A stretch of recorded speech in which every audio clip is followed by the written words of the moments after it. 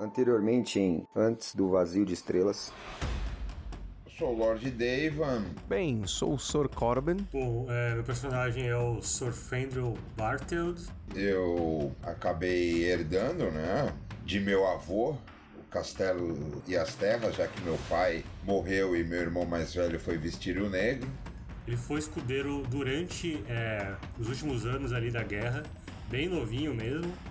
Ele acompanhava o pai dele, né, que ele era um comandante do rei Robert Baratheon.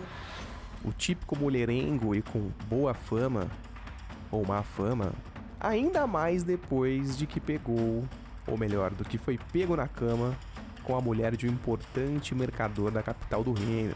Era, na verdade, para ele ter sido morto pelo seu ato, mas como um bom amigo ali de Robert Baratheon, simplesmente o afastou para as terras dos Bartelds. Eu venho tentando fazer uma administração fria, calculista, mas boa, sem desperdícios monetários e tal, mesmo sabendo que vai ter que dar uma festinha aqui, outra ali pro rei. Então, esse último ano que ele passou dentro do castelo, ele tá se sentindo como um presidiário, assim. O negócio dele é o campo de batalha. Ele não se vê como um senhor de terras, ele se vê mais como um cavaleiro mesmo. Conheço do ofício de ferreiro, então eu venho de uma origem trabalhadora, não sou aquele lord soberbo que quer só festas e alegria. E tem que fazer a melhor administração possível no castelo. Patrulha da noite, milord. Eles estão no povoado e pedem hospitalidade. É um corvo andarilho, o nome dele é George, Sir George Weller.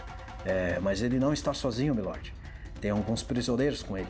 O último da fila é exatamente o cara exótico que te chama atenção, destoa dos demais, né? Porque ele não parece um pé rapado como os outros, assim. Tem um andar diferente e tal, parece que ele tem todos os dentes da boca. E ele tem uma pele escura. Você quer uma audiência com o Lorde da casa? Sim. Algumas palavras. Poucas palavras. Perdão, qual o seu nome? Aaron Velaryon.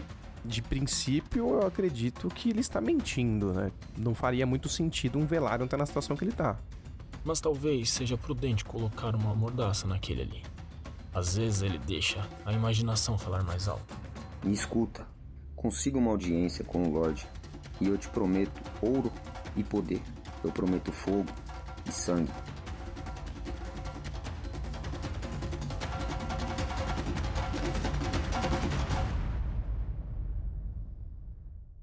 Parágrafo 2º. Uma promessa de fogo e sangue.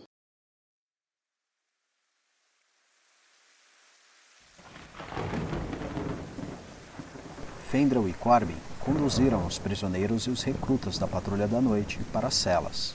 E até se demoraram lá por um tempo, evitando cruzar o pátio do castelo debaixo daquela tempestade. Pois, como se não bastasse a chuva e o vento, granizo também entrou na conta do desastre. Davan, preocupado com aquele golpe da natureza em suas terras, ainda se demorava lá no salão, sentado em sua cadeira alta. Mas deixou seus pensamentos de lado quando o cozinheiro-chefe apareceu. Meu lord, eu não pude deixar de ouvir a conversa. Vocês conversam num tom de voz muito alto e eu estava passando aqui do lado e eu ouvi. Tá bom, Sr. Bivan, fala, o que você quer? Seu fofoqueiro, orelhudo. Me adianta dizer que temos carne, pão, sal e mostarda disponíveis à mão, junto com algumas raízes secas. Mas se me derem 1 hora, posso lhe entregar um banquete excelente, dadas as circunstâncias. Não. Os caras lá é só pão e sal, malandro. Bom, você sabe que o Bivan, ele é um excêntrico cozinheiro e qualquer oportunidade dele fazer um banquete, ele vai abraçar, né? Não, calma, Sr. Bivan, calma. Traga carne pra mim, pro meu primo, pra minha prima. Os prisioneiros é pão e sal, malandro. Nós não vamos gastar 1 a mais de recurso com prisioneiro, entendeu? Muito bem, meu lord, muito bem. Eu só deixei eles entrar por causa que meu irmão pertence à patrulha também. Bom, eles são da patrulha, né? E ele é um corvo andarilho. Se ele for muito bem alimentado aqui, certamente ele irá falar sobre a refeição que ele fez nos Marteld, quando ele recebeu da hospitalidade do senhor... Ele vai falar que pão gostoso, que sal salgado. Sal salgado. Muito bem, meu lord. Então, que seja feita a tua vontade. Senhor Biva. Pois não. E que água molhada que eles beberam, hein? Bom, temos cerveja também. Que água molhada, entendeu? A parte da água molhada. Agora pra janta da família aqui, aí o senhor pode trazer carne com tempero de mostarda e um bom odre de vinho. Maravilha, meu lord. Estará pronto muito em breve. Dali um tempo, a janta foi servida. A família toda, então, se encerrou no salão do castelo, tendo por trilha sonora a incômoda tempestade. Então vocês não conseguem ter uma ceia 100% tranquila, digamos assim. Até para vocês conversarem entre vocês ali é meio complicado, né? Alguém mais distante assim tem que falar um pouco mais alto. Se é que vocês são faladores aí, vocês vão me dizer isso, como é que é o comportamento de vocês em ceia. Eu vou fazer um comentário ali. A princípio, eu acho que eu não sei nem se eu perguntei quanto tempo eu tô na casa. Eu diria que você chegou ainda quando era o Bron, o Lorde da casa. Então você tá um bom tempinho aí, 1 ano e meio pelo menos. Bem, acredito que eu sou, pelo que eu entendi, posso estar errado, embora uma espada jurada da casa tenha um relacionamento bacana, seja tanto com o Lorde como com a família. Com certeza. O que eu pensei aqui, né? Tipo, a gente tá comendo na mesa e aí veio essa pergunta pra saber, né? Tipo, qual que é meu grau de interação com a família. Sabendo disso, eu queria estar mais próximo ali do Lord Daven, né? Comendo ali, descontraído, entre uma conversa e outra. Eu acabei lembrando ali do prisioneiro e falei: my lord, o senhor não acredita, um prisioneiro comentou que queria uma audiência com o lord. O prisioneiro? Que prisioneiro? Aquele de pele escura. E falou que também era do quê? Não sei, ele deve ter batido a cabeça muito forte. Era tanta bobagem que ele falava que... Não. Só me faltava essa, porra. Os caras pra não ir pra muralha faz qualquer negócio. Exatamente.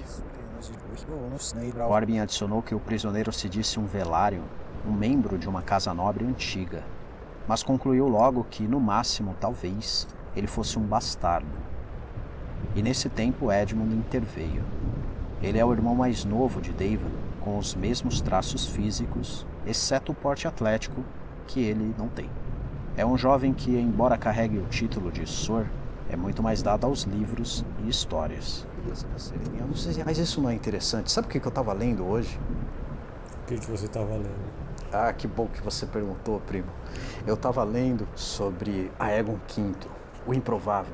Sabia que quando ele se tornou rei, naquela época que já não existiam dragões, e ele já estava numa idade, nem tão avançada assim, mas enfim, ele mandou várias excursões pelo mundo inteiro, espalhou gente por todo lado, para procurar sabe o quê? Olha pra cara dele assim, tipo, uma cara... Quando que esse cara vai parar de falar? A sopa do cara até esfriou, mano. Ele tá super empolgado. Não respondo nada. Eu só fico olhando assim, mas com uma cara bem, tipo... Aí ele olha pro lado, assim, pra ver se mais pessoas estão prestando atenção no que ele tá falando, né? Olha pro irmão dele. Eu só baixei a cabeça e continuei comendo. Pois bem, ele mandou gente por todo mundo pra procurar segredos de dragões. Ele estava convicto que ia trazer os dragões de volta à vida.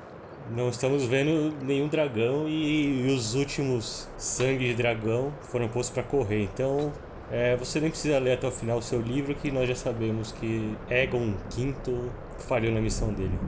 Ele falhou assim na missão, mas veja, o interessante é essa obsessão, entendeu? Pela busca. Lembre-se disso, primo. Nossa, que interessante, hein? O fracasso deve ser muito interessante para você mesmo. Caro irmão, tenho plena consciência que um dia seus conhecimentos serão totalmente úteis para a nossa casa. Eu também. Mas, porra, tô quase dormindo no prato de sopa que eu vi você falar. Você tá com sono porque tem preguiça de pensar, meu irmão? Não tenho preguiça de pensar, só não tenho saco pra história de dragões. Eles não existem mais, faz séculos e séculos, depois que eles se mataram na dança. Mataram eles. O maior deles tinha o tamanho de um gato, velho. Então chega com essa porra de dragões, cara. Dragões não ganham guerra, os exércitos ganham guerra. Tudo bem, eu só tava falando que o rei, ele tava numa busca, numa jornada. Era só isso. Aí ele meteu fogo em Solar Estival e matou todo mundo. Parece que vocês andam lendo bastante, né?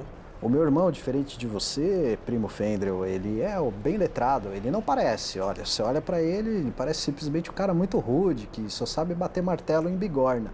Mas ele é letrado, sabe dessa história. Eu viro pro Sir Corbin e falo, Sir Corbin. Ah, sim. Estava entretido na história do rapaz. Assim que terminar a janta, traz o bastardo Velário aí. Sim, eu já terminei. Me levanto e vou atrás do bastardo. Aí eu viro pro primo. Primo, Diga. o que você achou desse bastardo aí? Eu não fui muito com a cara dele, na verdade. Desde que ele entrou, tinha um nariz meio empinado. E isso me cheira a alta nobreza. Espero que essa tempestade não dure muito e a estadia desses senhores não dure muito aqui. Não, esses senhores vão embora assim que a tempestade for embora também.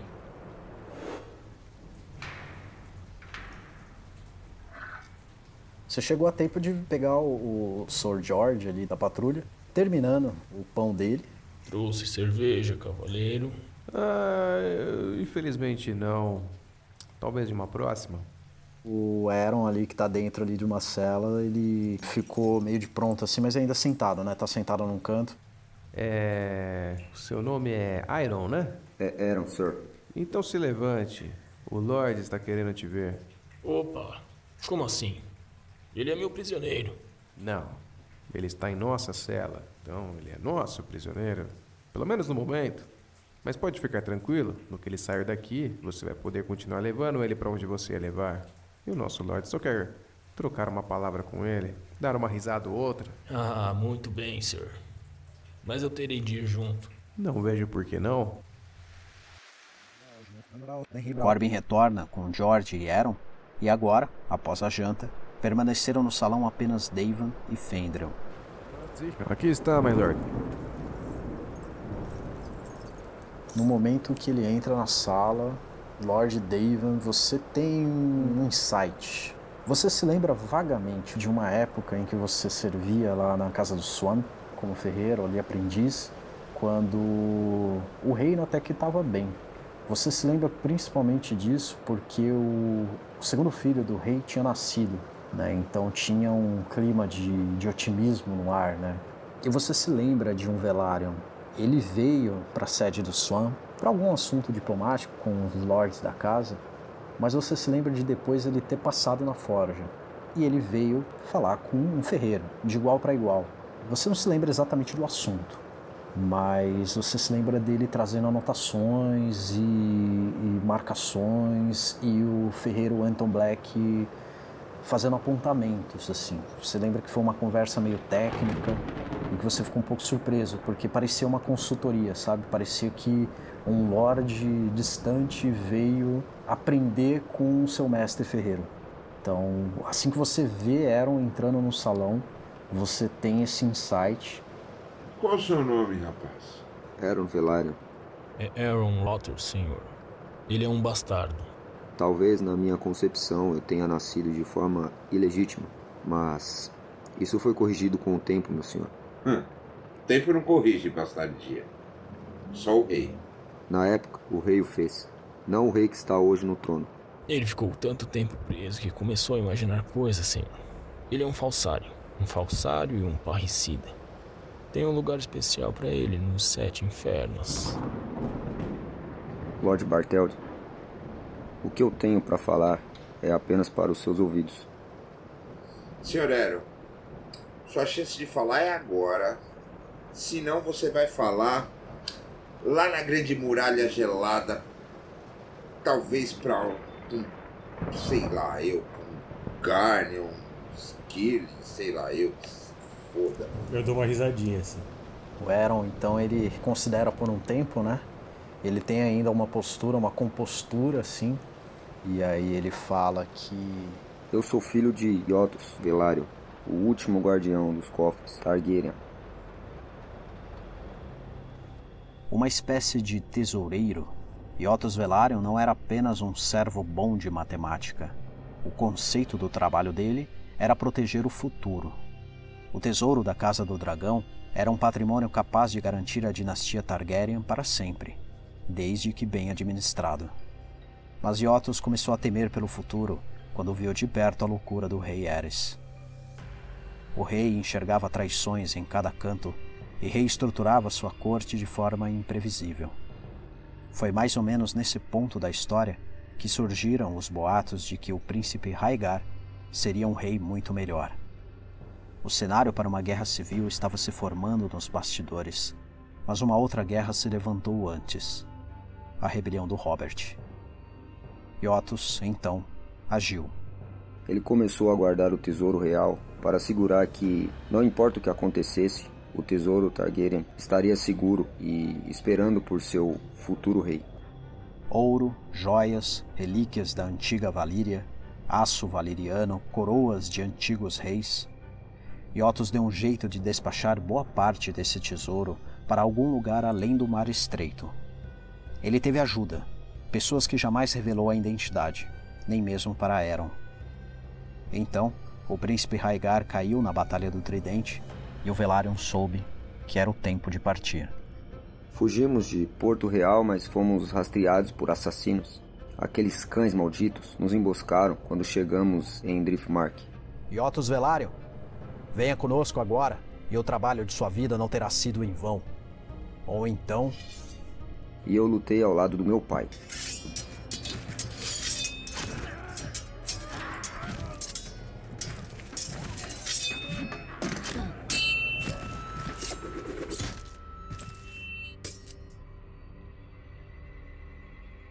Aqueles sujeitos queriam Yotos vivo, mas não esperavam que os dois Velaryon soubessem devolver combate daquela forma.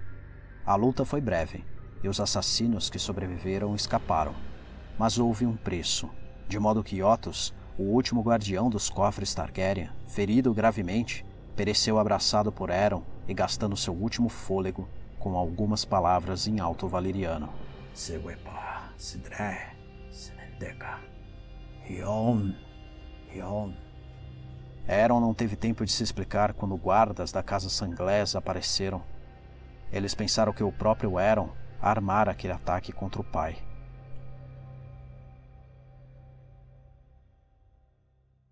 Esse episódio aconteceu há 3 anos, em um vilarejo na ilha de Driftmark, mas em uma região que pertence à Casa Sanglés e não aos Velaryon. Logo, é de se pensar que qualquer anotação feita por Yotos sobre o tesouro e que estava com ele no momento do ataque, está, agora, com os Sanglés. Aeron, durante todo esse tempo, esteve preso, sem voz e esquecido. Um status que agora ele arriscava mudar.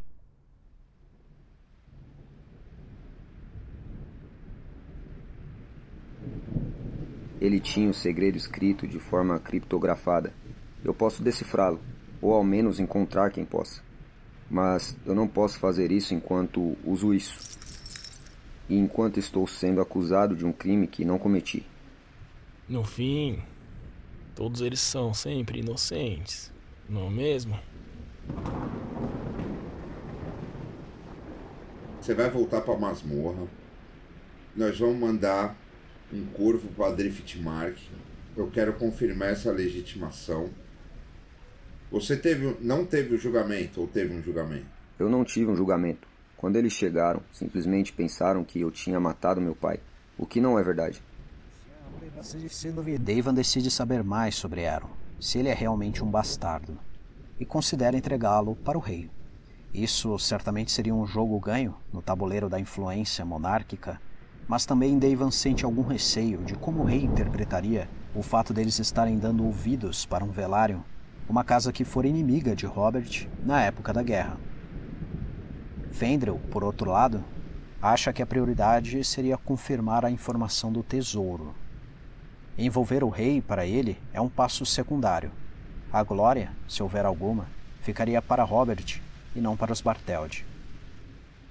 E Corbin, embora não acredite na história de Aaron, suspeita de George, que se comportou muito enfaticamente ao desacreditar Aaron, que até que se prove o contrário, é apenas um prisioneiro. Mas seja qual fosse o movimento ali, uma coisa ficou clara. George não se separaria do seu prisioneiro. Por fim, decidiram que no dia seguinte partiriam para Porto Real. Sendo a história verdade ou não, sendo Aaron bastardo ou não, eles levariam aquela situação para o rei. E quando eles terminaram de conversar, quando a tempestade deu uma trégua e se fez um silêncio de alguns segundos entre eles, foi possível ouvir gritos. Voltou aquele guarda, aquele mesmo guarda de antes. O povoado, senhor. O povoado está sob ataque. Ataque? Ataque de quem, homem? Não sabemos ainda, mas nas colinas a oeste, um grupo de arqueiros, acreditamos. Eles alvejaram muitos do povoado. Não é possível. Malditos! Deve ser aqueles bandoleiros. Deivan dá a ordem e Corbin sai com 20 homens para ver o que está acontecendo. Fendril vai junto. Quando eles saem pelos portões do castelo e alcançam o povoado, eles ganham a noção de como a tempestade foi cruel. As torres com tochas estavam apagadas, algumas delas caídas. Cercas vivas, veículos e ferramentas agrícolas foram arrastados pelo vento. Granizo cobria a passagem. Algumas casas jaziam sem telhados. Mas então aquilo que não tinha relação com a ação da natureza começou a se revelar. Eles passaram por pessoas caídas, alvejadas por virotes de bestas. Olhando adiante, para a colina a oeste, eles puderam intuir que era de lá que vinha a morte.